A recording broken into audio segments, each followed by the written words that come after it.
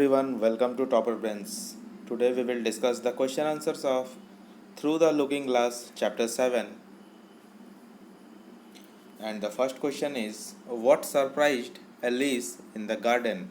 Alice got surprised in the garden when the tiger lily started talking with her. Question number 2, who was expected to protect the other plants in emergencies and how? The willow tree growing in the middle of the flower bed was expected to protect the other plants in emergencies by barking as bow wow.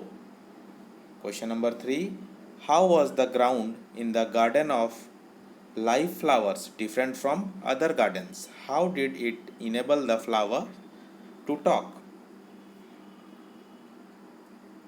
Garden के अंदर जो ground है वो बाकी ground से कैसे अलग है और उन फ्लावर्स को वो ग्राउंड कैसे हेल्प करता है बात करने के लिए। ये बहुत ही अच्छा क्वेश्चन है। The ground was divided up into squares by a number of little green hedges that reached from brook to brook. It was like a huge chess board which makes it different from other gardens or other grounds. The ground was hard and it did not allow the flowers to sleep and hence the flowers used to talk. ये ground जो है ये काफ़ी hard है। आपने chapter पढ़ा होगा तो आपको ध्यान में आया होगा कि वो जो टाइगर लिली है वो एलिस को बताया था। एलिस ने जब पूछा उससे कि आप लोग बात कैसे कर सकते हो, बाकी गार्डन में तो कोई फ्लावर बात नहीं करता है, तो वो टाइगर लिली ने बताया कि नीचे जो फ्लावर बेड है, ज़मीन है, ग्राउंड है, उसको टच करके देखो। तो उसने जब टच किया एलिस ने तो उसको पता चला कि ग्राउंड बहुत हार्ड है। तो ग्राउंड जो है वो खुद को हार्ड रखा है और इससे होता क्या है कि फ्लावर्स जो है उसको आराम नहीं मिलता और वो सोते नहीं हैं, और सोते नहीं हैं इसलिए वो बात करते हैं। और दूसरे ग्राउंड में क्या होता है, दूसरा ग्राउंड को सॉफ्ट बनाया जाता है फ्लावर बेड को, तो सॉफ्ट होने की वजह से फ्लावर्स जो है वो सो जाते हैं और बातें नहीं करते हैं। तो ये फ्लावर्स ने एलिस को बताया था ऐसा। और मेरा आपसे रिक्वेस्ट है कि आप चैनल पे नए हैं तो सब्सक्राइब जरूर कर लीजिए और वीडियो को एक लाइक कीजिए और अपने सारे दोस्तों के साथ वीडियो को शेयर कीजिए, तभी आपको आने वाले वीडियोज़ के नोटिफिकेशन आपको मिलते रहेंगे। नेक्स्ट क्वेश्चन है, write down the flowers description of the queen. Flowers जो सारे फ्लावर्स थे, फ्लावर्स के बाद एपोस्ट्रोफी एस है, फ्लावर्स के बाद पूरा फ्लावर्स, तो फ्लावर्स का क्या डिस्क्रिप्शन था, फ्लावर्स कैसे डिस्क्राइब किए थे क्वीन को. The flower said about the queen that there is one other flower in the garden that can move like Alice and has the same awkward shape like Alice, but the queen is redder and her petals are shorter, done up close almost like a dahlia. Question number 5. What did the queen tell Alice about the different squares?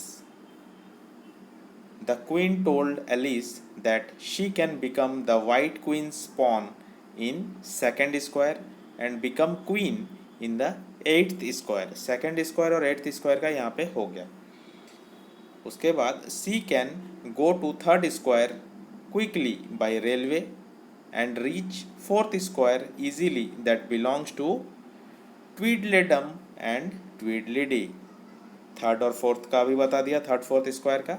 The fifth square was water. The sixth belongs to Humpty Dumpty. Seventh was forest. और eighth के बारे में पहले बता दिया कि eighth में पहुंचोगे तो क्वीन बन जाओगे. तो इस तरह से सारे स्क्वायर्स के बारे में क्वीन ने एलिस को बता दिया. अब A3 में बुक से एक लाइन उठाया गया है जिसके बाद इस पे क्वेश्चन पूछा गया है. तो लाइन है, if you don't hold your tongues I will pick you. याद है आपको, चैप्टर में हम लोग पढ़े हैं. एलिस इरिटेट होकर के फ्लावर्स को बोली.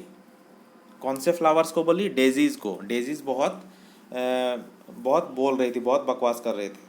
तो उन लोगों को वो बोला कि अपना मुंह बंद करो, अपने ज़ुबान का कंट्रोल रखो, नहीं तो मैं तुम लोगों को पिक कर लूँगी, तोड़ लूँगी. तो यहाँ क्वेश्चन पूछा जा रहा है, who are you and I. तो यहाँ पे यू कौन है? यू बोला गया, एलिस बोल रहा है you. If you don't hold your tongues I will pick you, मतलब यू जो है, you refers to the daisies and I refer to Alice uh, Alice. What, according to you, would have been the listener's reaction after hearing the speaker's remark? यहाँ पे आपसे पूछा गया है what according to you, आपके अनुसार आपको क्या लगता है कि would have been listener's reaction. listener मतलब जो डेजी जो थे, डेजी listener थे, listener मतलब जो सुन रहा है. तो सुन कौन रहा है बात को? डेजी सुन रहा है. और बोल कौन रहा है? एलिस बोल रही है. After hearing the speakers remark, मतलब स्पीकर का रिमार्क मतलब एलिस का रिमार्क. एलिस जो ये बात बोली कि तुम लोग अपना मुंह बंद कर लो नहीं तो मैं तुम लोगों को तोड़ लूँगी. तो क्या ये आपको लगता है कि ये बात सुन करके लिसनर मतलब डेजी जो फ्लावर्स है उनको क्या हुआ होगा, वो क्या किए होंगे, क्या लगता है आपको? एलिस के बोलने के बाद क्या वो फ्लावर का क्या रिएक्शन हुआ होगा, यही क्वेश्चन पूछा गया है. According to me the listeners मतलब daisies got silenced after hearing speakers remark. मुझे ये ऐसा लगता है कि एलिस मतलब स्पीकर का बात सुन करके, रिमार्क सुन करके जो लिसनर है डेजी, डेजी जो है वो चुप से साइलेंस हो गई होगी. ऐसा सुन करके उसको डर लग गया होगा कि मुझे तोड़ लेगी है, इसलिए चुप हो जाओ. What would happen to the listeners if they were picked? If they were picked their mouth would have been shut and they might die. उनका मुंह शायद बंद हो जाएगा या फिर वो शायद मर भी जाएंगे अगर उनको तोड़ लिया जाए तो. नेक्स्ट लाइन जो है, her petals are done up close almost like a dahlia not tumbled about like yours. तो ये जो लाइन जो है ये टाइगर लिली बोल रही है एलिस से. ये लाइन अगर आप चैप्टर पढ़े होंगे तो आपको पता चलता होगा. मैं वैसे डिस्क्रिप्शन में लिंक प्रोवाइड कर दूंगा चैप्टर का, अगर आप चैप्टर नहीं देखे हैं तो ज़रूर एक्सप्लेनेशन देख लीजिए. Who said this and to whom, तो ये किसने कहा है? टाइगर लिली ने एलिस को कहा है. Tiger lily said this to Alice. What did the speaker refer to as petals? Petals से क्या कहना है उनको? Arms and legs are referred to as petals. What do you think they thought she was? She से क्या refer किया जा रहा है? I think they did not like the queen according to their words like awkward shape.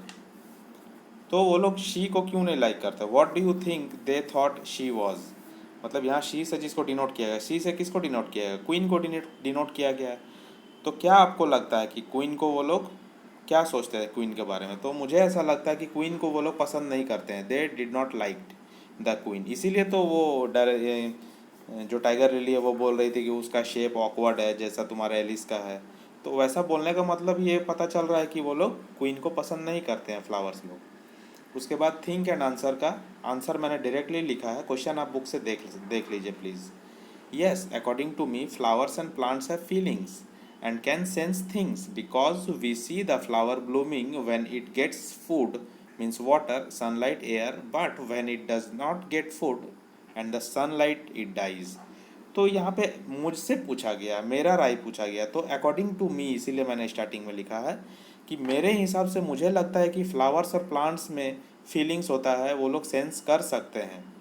क्योंकि जब हम लोग देखते हैं कि फ्लावर्स जो है, फ्लावर्स को पानी मिलता है, सनलाइट मिलता है, एयर मिलता है, मतलब खाना मिलता है, तो वो ब्लूम करते हैं, मतलब वो फ्लावर खिल जाता है, वो उसका खूबसूरती बहुत अच्छा हो जाता है. लेकिन जब उसको नहीं मिलता है फूड और सनलाइट तो वो फिर वो मर जाता है.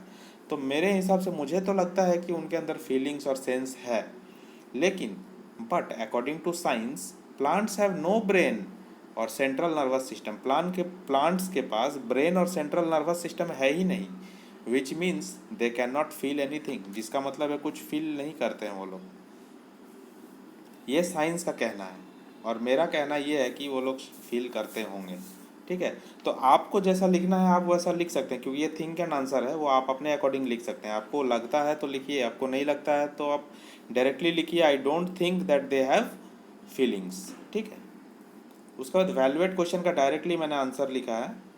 Interrupting someone while they are speaking is generally considered impolite. कोई अगर बात कर रहा है तो उसमें बीच में टपक पड़ना या बीच में कुछ बोल देना, इंटरप्ट करना, बीच में घुस जाना, वो अच्छी बात नहीं होता है. Yes, it is a bad manner, it's a bad manner. ये बहुत गंदा आदत है. टू इंटरप्ट इन बिटवीन, बीच में बोलने का। We should avoid this and we should wait for our turn to speak, हम लोगों को इसको अवॉइड करना चाहिए और हम लोगों को अपना वेट करना चाहिए टर्न आने का। अपना टर्न जब आएगा तब हम लोग बोलेंगे, तभी लोग सुनेंगे हमारी बात को। Then our words will get proper respect and value, otherwise it's meaningless. तो तभी हम लोग जब अपना टर्न में बोलते हैं तभी लोग हमारी बात को शांति से सुनते हैं और समझते हैं। नहीं तो अगर हम लोग बीच में ही बड़बड़ करने लगेंगे, 2 आदमी 4 आदमी बात कर रहा है उसके बीच में टपक गए, तो हमारी बात कोई सुनेंगे भी नहीं और हमें हमारा जो सम्मान है वो भी खराब होगा, हमें रेस्पेक्ट नहीं मिलेगा, तो हम जो बोल रहे हैं वो भी मीनिंगलेस हो जाएगा। We should always keep our words in a decent way and polite manner, हम लोगों को अपनी बातों को अच्छे से रखना चाहिए और शिष्टाचार को फॉलो करते हुए पोलाइट मैनर में रखना चाहिए, तभी हम उसको सम्मान मिलेगा और लोग सुनेंगे और समझेंगे भी। तो ये चैप्टर का क्वेश्चन आंसर यहाँ पे ख़त्म होता है। और नेक्स्ट आपको कौन सा चैप्टर का क्वेश्चन आंसर या फिर वीडियो चाहिए वो आप कमेंट करके ज़रूर बताइए और वीडियो को ज़्यादा से ज़्यादा शेयर कीजिए। अभी के लिए इतना ही। Thank you and have a nice day.